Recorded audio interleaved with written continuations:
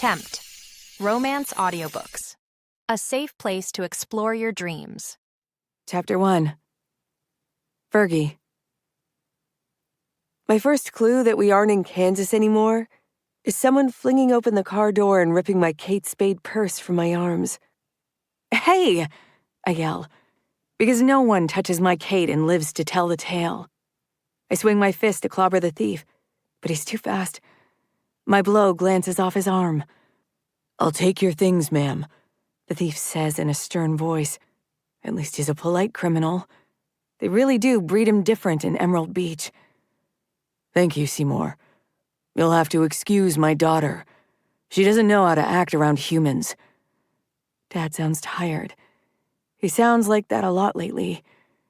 We used to have the kind of Hallmark movie father-daughter relationship where we'd laugh about me trying to take out Seymour, whoever the fuck Seymour is. But that was before I imploded our lives. Now, everything I do is another nuisance for him to deal with, because it's perfectly normal for random people to shove their hands into my lap and take away my stuff. But I guess this is our new normal now. Our new life. With our bag carrier named Seymour. I wish I'd paid more attention when Dad told me about our move to Emerald Beach. He probably mentioned Seymour. But I've been a little busy eating my body weight in Butterfingers and smashing everything and everyone within swinging distance. "Leave the keys with me, sir," Seymour says to Dad. "I'll park the car for you and bring the rest of your things inside. She is waiting for you." Seymour whispers she like it's a prayer, a supplication. Who is this woman who doesn't even have a title? Who isn't a madam or the mistress or Mrs. Dio to her staff, but simply she? I step out of the car. The sun hits me like a freight train made of fire. Yep, definitely not in Kansas anymore. And by Kansas, I mean Witchwood Falls, Massachusetts, or Cedarwood Cove, Massachusetts. It depends on who's asking. I'm a long way from home. Unlike Dorothy, I'm not tapping my magic slippers to whisk me back there. No matter how boiling hot or plastic or fatuous Emerald Beach is, it can't be as bad as what I'm running from. We have no home to go back to, thanks to me. My feet crunch on pebbles. The house looms over me, an enormous wall of marble and glass and terror.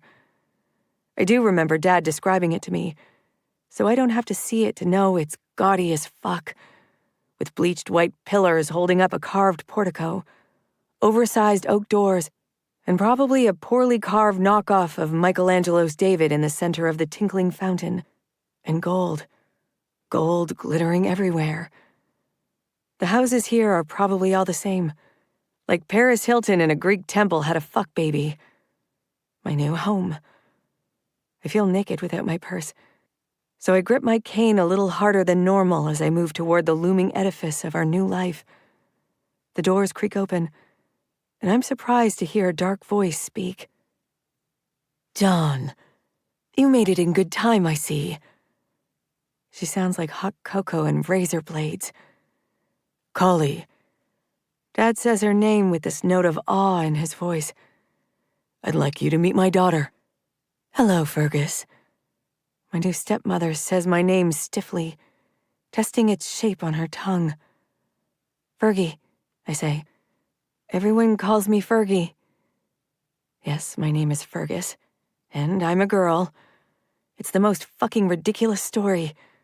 Centuries ago, when my ancestors were a bunch of sword-swinging clansmen in Scotland, a rich laird promised a large sum of money to the firstborn son of every generation who was named Fergus. And even though not a cent of his money ever materialized, my clan never passes up the opportunity for an easy buck. So the name stuck around. I was supposed to be a boy right up until the moment I shot out of my mother. And so I became Fergie. "Hey, Fergalicious." Dad uses his pet name for me as he prods me with that tired note in his voice. "I'm so happy you finally get to meet Collie, your new stepmother." Hoop-de-doo. I don't want a fucking stepmother, especially not this woman. But like everything since the incident, I don't have any choice in the matter. A hand grabs mine and shakes, the grip firm and curt. Collie makes it clear she can break my wrist if given the chance. She has some kind of high-powered job in the fitness industry. I never cared enough to ask Dad. And I imagine this is the handshake she has to use for all the roid bros. Even though I want to play nice for Dad, even though this woman has pulled all kinds of strings for me despite never having met me, I can't help myself. I squeeze back. I'm not going to be the weakling. I won't be walked all over or made a fool of. Not this time. Collie's knuckle cracks. She drops my hand. My two favorite women, together at last. Dad's voice squeaks with fake brightness. I know you're going to get along brilliantly. Come inside. Kelly's tone hardens into rigid formality. It's the voice of someone who has no intention of getting along brilliantly. She holds open the door, and I follow Dad into a towering foyer. My cane sweeps the floor, the ball tip rolling over cold marble. The sound resonates through 3 stories, the echo a complete mindfuck. I've never stood inside such a void of space before. I mean, mall atriums and concert halls, sure. But they're always full of heaving bodies and noise and excitement and bustle. This house drips with oppressive silence.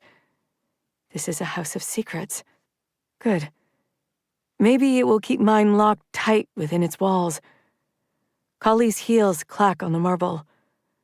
We've already eaten, but I can have Milo reheat something for you. You must be hungry after that long drive. That would be amazing. You have no idea how much I've missed Milo's food. Fergie? Dad asks me. I'm not hungry. I bite my lip, feeling bad for the snap in my voice. Dad wants this to work so bad. I've put him through absolute shit over the last few months. I feel like I'm already on the wrong foot with Collie, and we're barely through the front door. But this house, this woman, it's too fucking much. I try to keep my voice even. Can I see my room? Follow me, Collie barks. Her heels click-clack on the stairs. She doesn't wait for me or grab my arm, which warms me to her a little. My cane hits the bottom step, and I move along until I locate the handrail. I turn my cane in my hand so it will tell me the depth and number of steps, and I climb after her. Dad puffs along behind me. In this empty void of floor, wax, and bleach, I smell our Volvo's stale air conditioning and the snack crumbs that cling to us both. We don't belong in a house like this, with a woman like Collie. Maybe Dad will see that soon. The stairs circle up and up and up, disorienting me. I'm lost in a labyrinth with a minotaur at its center. But that's not fair. The monster isn't my new stepmother. I left the real monster back in Massachusetts. Collie leads us down a wide, grand hallway. The heels of my boots sink into thick, soft carpet. Your father and I have the room in the east wing, she snaps. There's a maid, Luella, who lives off-site. Seymour and Milo live in the annex behind the pool.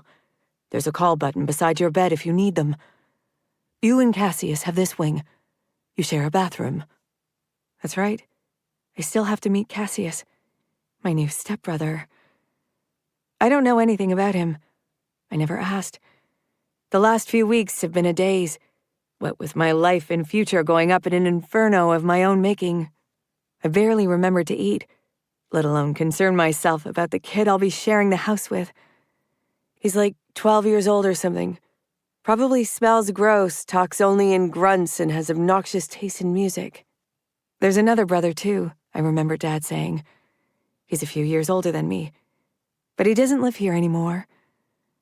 Collie throws open a door. I trust this is sufficient. It's wonderful. Thank you so much. Dad squeezes my hand. Fergie, what do you think? I can't say a thing. My lips are glued shut. I freeze in the doorway, greeting the void of my new room with icy silence. It's all decorated in red and gold, Dad says. Your stepmother has great taste. I don't give a fuck about paint samples and throw pillows. Collie scoffs. Livy did this. I don't know who Livy is, but Dad obviously does because he laughs like Collie said something utterly hilarious. I try to ignore the squirrel burrowing into my stomach. Dad has this whole life in Emerald Beach already, with Collie and Livy. He has this world that's completely apart from me. Did they invite Livy to their wedding? Because they didn't invite me. I'm not supposed to be here. They don't want me here. I managed to drag myself forward, and I walked the perimeter of the room, touching the edges of the furniture. There isn't much, which I prefer. A bed with a brass bedstead, a shaggy rug covering the vast expanse of floor, a tall dresser, a desk and an overstuffed armchair under the window. My feet scuff a couple of strange divots in the rug, places where something heavy crushed the fibers. I wonder what it was that used to stand in the middle of the floor. My bags have already been stacked beside the door to the walk-in closet. Seymour's doing, I suppose. The entire room is bigger than our old house. We'll leave you to get your bearings. Dad kisses the top of my head. Come down to the kitchen if you want food. It's the back right corner of the house, through the living and formal dining room. They leave, closing the door behind them. The moment it clicks shut, I sink into the bed and allow myself a single tear. One salty droplet for the fucking mess I've made of my life. It's all I deserve. I run my fingers over the exquisite silken material of the bedspread. This Livy person may earn a derisive smirk from Collie, but she does have taste. The room even smells nice, like fresh flowers.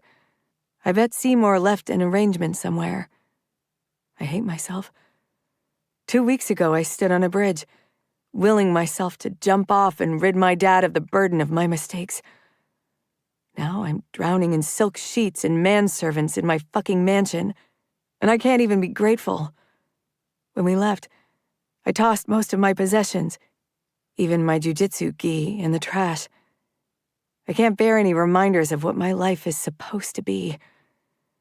Dad says I'll shop for new clothes after we settle in. Most of your stuff won't work in Emerald Beach, Fergie. They're different down there. He's never been concerned about me fitting in before. Everything's changed since the incident. You're lucky, I remind myself. You got your mistake wiped out. You can start over. New name, new life. How many other people get this chance?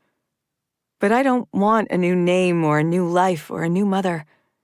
I want my old life back. I want my 1540 SAT score and my championship belts, and for the worst thing in my life to be the stress of writing my personal statement for Harvard. The air shifts. The hairs on the back of my neck stand on end. I hear a creak as the door to the ensuite bathroom swings open. Someone's in my room.